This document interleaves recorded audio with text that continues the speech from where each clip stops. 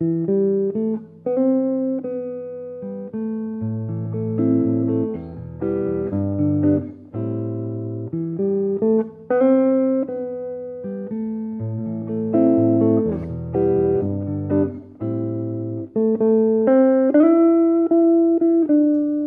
folks, welcome to my guitar studio here in North Devon. Don't worry, we're not going to be playing quite like that just yet, but I hope this video can help you find more effortlessness with your bar chords. So often my students come to me and they say, Irene, how do I make a start on bar chords?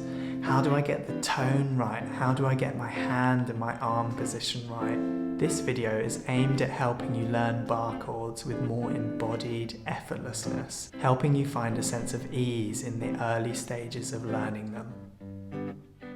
Tip number 1 to playing bar chords with more effortlessness is to position your barring finger to the right of the fret. I would suggest starting your bar chord practice up at fret 5. It's actually hardest to play bar chords on fret 1 because the string tension is much higher. So when I play any notes, but especially bar chords, it's really important that the position of the index finger is to the right of the fret. So it's not over the fret, over the metal bit, but it's a couple of millimeters behind it. And that's just going to ensure that the strings are pressed really, really nicely against the metal part of the fret, making the tone as clean as possible. Okay. You can also do this with a half bar chord if you're finding the full bar chords difficult. And notice I'm still playing to the right of the fret. Step number 2 to play bar chords more effortlessly is to play with the bony part of your barring finger. There's a few parts of the finger. The middle part, the fleshy part, is kind of where there's most give in the finger. But if you go to the side of the finger, that's where the bone is closest to the skin, and actually there's a lot more resistance on that side of the finger. So what I like to tell some of my students to do is not to play the finger completely flat against the fretboard, but to rock it to the side a bit, so you've got the bony part of the finger against the neck of the guitar. And that's just going to kind of almost act more like the hard part of a capo. So it's going to wedge the strings between a harder bit of your finger and the fingerboard, creating a much clearer tone with much less effort.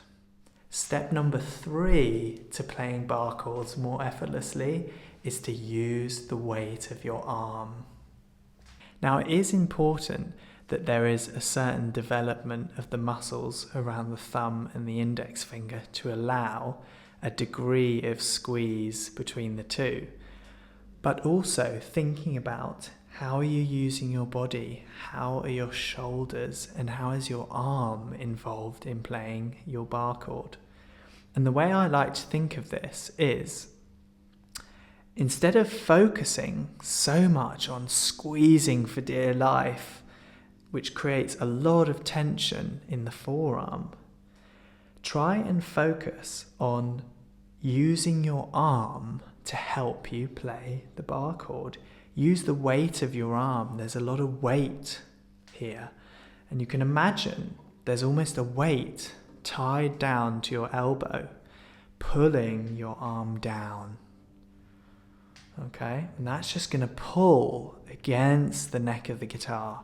My granddad, who sadly is no longer with us, was a really passionate carpenter. And I remember I was trying to make something, it must have been a toy boat or something when I was small, up in his shed. And I was trying to hack through this piece of wood with a saw, and it felt like the harder I was pushing the saw through the wood, the more resistance there was. And he said, Irene, use the saw, let the saw help the work. don't push so much, but let the saw do the work on its own. Take some pressure off the saw. And I did find it started to glide through the wood a lot more effectively, and I managed to cut the wood successfully with a lot less effort. That's a similar principle to using the weight of your arm. Don't focus so much on the actual bar chord itself per se, but focus on, okay, how is the weight of my arm involved in making this happen? So guys, thank you so much for watching this video on playing bar chords with more effortlessness. If you want more tips, tricks, or just want to know how to play the guitar with more presence, joy and inspiration, feel free to like and subscribe below. And as always, thank you so much for your time, and thanks for stopping by.